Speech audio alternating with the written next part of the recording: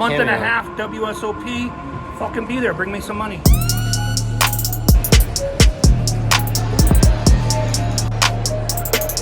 What's up guys, in this video we play 2-5 at the Aria. Be sure to hit the like button and subscribe. Let's go! In the first hand of the night, there are a couple of limps for $5 in early position, and we raise on the button to $30 with 10-9 of hearts.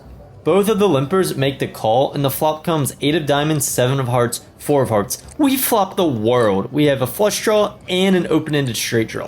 When it checks to us, we welcome action, so we put out a small 1/3 sizing bet of $35. The under the gun older man actually raises to $85, and the other limper folds. He has about $150 behind. We just make the call. The turn is the 6 of clubs. We turn the absolute nuts, and our opponent goes all in for about $175. We snap call. The river is the 3 of clubs, and this changes nothing. We go ahead and just show our hand as we know we have the winner. We pick up about a $600 pot to start the night off.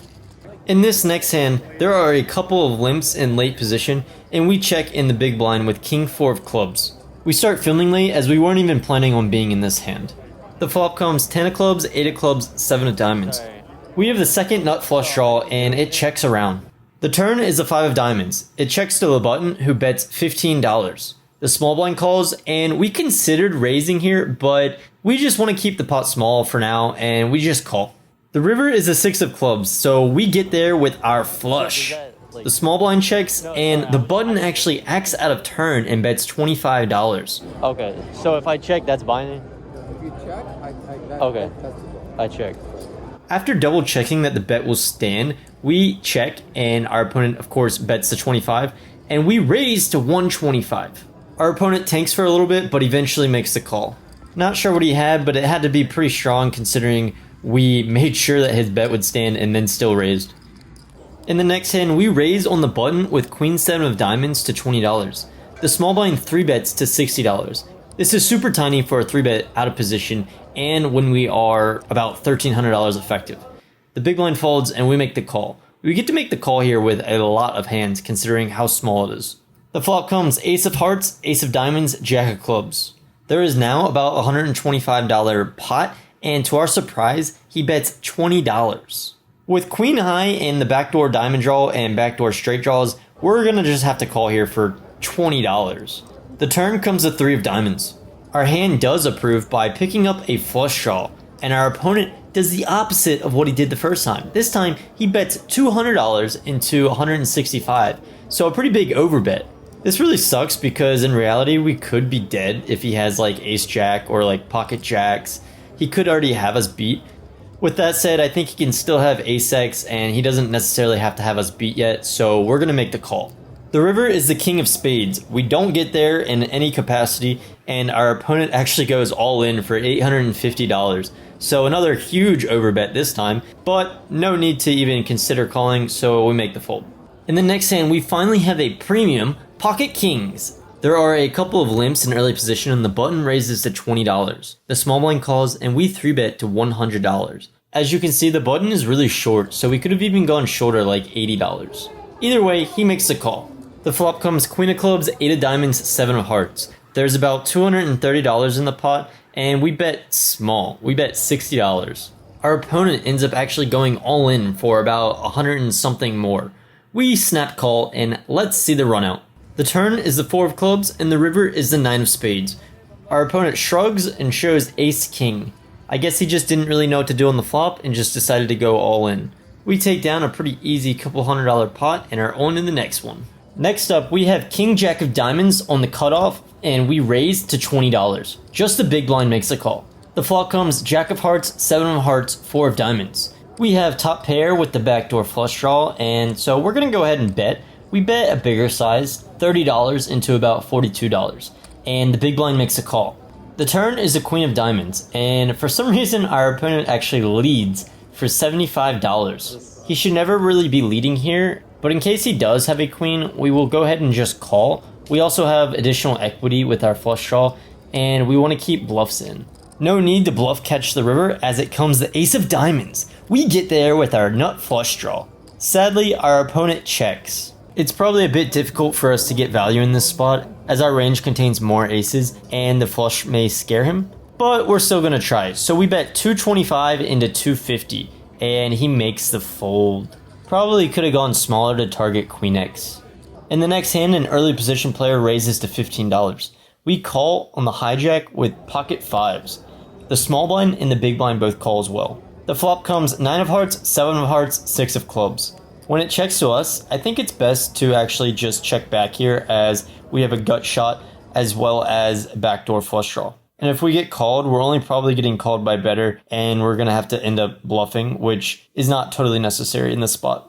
The turn is the 5 of spades, which is pretty interesting. We now have bottom set, but any 8 makes a straight. Although when it checks around to us again, I don't think this is too relevant because the small blind or big blind should be betting an 8 and the original raiser really doesn't have much 8x besides pocket 8s. So I think it's safe to assume to go ahead and bet here, so we bet $25. And both the small blind and big blind make the call. In retrospect, I think I should have gone a lot bigger, maybe even pot, with how wet this board is. We go to a river that comes the jack of diamonds. The front door flush draw does not get there and it checks around to us again. With 2 opponents still in the hand, this is kind of an awkward spot. With 4 to a straight and with us already betting the turn, it seems kind of hard to get value here, so we go for a small sizing of $30 into about 110. Just the big blind makes the call and we show. Our opponent shows a jack, so maybe he had a jack high flush draw on the flop and then hit a pair on the river, or had 2 pair. Either way, I think we played this hand a little bit too passive. I would have liked to bet bigger on the turn and maybe even could have bet bigger on the river. In the next hand, we raise ace-9 offsuit on the cutoff for $20. The small blind and the big blind both make the call. The flop comes 9 of spades, 8 of clubs, 6 of hearts. We flop top pair on a pretty draw-heavy board. The small blind checks and the big blind actually leads for $50. Because of his sizing, we don't really get to raise here, so we just make the call. To our surprise, the small blind also makes the call. The turn is the king of diamonds and there's now $210 in this pot. Things get even weirder as the small blind now leads for $75 and the big blind folds. Just for some context, our opponent is an older Asian man and he has his wife sitting directly behind him at the table. This hand now makes absolutely no sense, but we can't fold quite yet, so we make the call. The river is the 8 of spades. Our opponent does not give up and continues betting, but only $95 into a pot of $360. In theory, I'm probably just supposed to call with the price we're getting, but when is the last time an old Asian man has bluffed in a spot like this, especially betting into another opponent on the turn? Not to mention, I can't imagine he is bluffing in front of his wife, who would be disappointed in him, right? As annoying as this is, we just go ahead and fold. Next, we open ace-queen off under the gun for $20. The cutoff 3-bets us for $55, and we make the call. Our opponent has so far been pretty tight, and this 3-bet is very small, and this is especially strong when he's 3-betting our under the gun range. So we are going to tread lightly. The flop comes king of clubs, queen of hearts, 5 of clubs. We flop middle pair, and we check to the 3-better. Our opponent bets $125 into about a $120 pot. This is an overbet, and is super strong when we are only about $600 effective to start the hand. In normal circumstances, I would probably never fold this hand, but with how our opponent has been playing so far and how tight he's been, we can actually fold here for an overbet sizing. We trust our instinct and go with our read and just make the fold, even though it's so annoying. I later asked our opponent while leaving what he had, and he did tell me he had ace-king, and I believe him.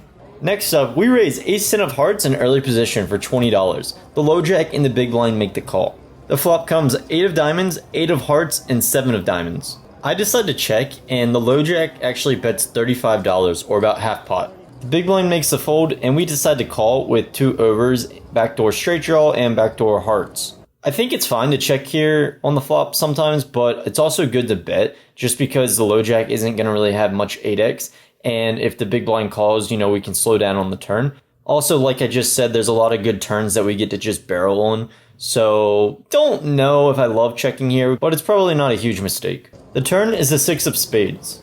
We check and the low jack checks back. The river comes the king of diamonds. We have improved to absolutely nothing, and we have ace high. We check again and our opponent bets $85. Don't think there's much we can do here other than just fold. If we had a diamond, we could consider a check raise, but that's not really possible with 2 hearts. In the last hand of the night, we have 6-5 of spades on the button. The cutoff raises to $20 and we 3-bet to $70. We don't want to just be 3-betting with the best hands here. We want to mix in some suited connectors, and 6-5 suited is good one to do it with. We are about 1k effective and the cutoff makes the call. The flop comes 9 of diamonds, 8 of hearts, 5 of hearts. Our opponent checks to us, and I think we're just going to want to bet here as we have a pair and a backdoor straight draw. Our opponent can still have some draws and some overcards, so we bet $60. They make the call and we go to a turn that is the queen of hearts. There's now about $250 or $260 in the pot, and the flush draw does get there, so when we get checked to, we are going to just check back. The river is the jack of spades, and our opponent checks to us once again.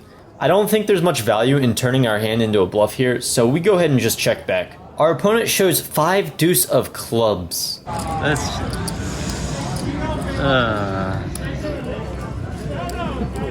Jesus. This was not expected, and as you can tell from the table talk, I was a bit lost for words. We will chop this one up to end the session. We rack up and take one last glance at the table we were playing at and cash out.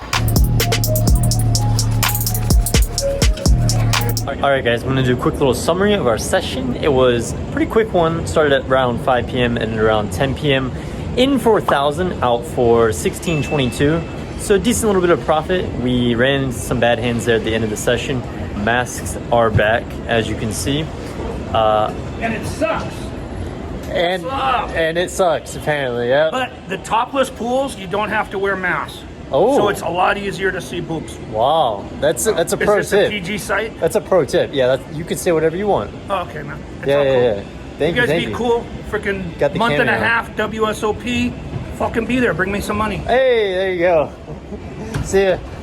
Okay, the door goes this way.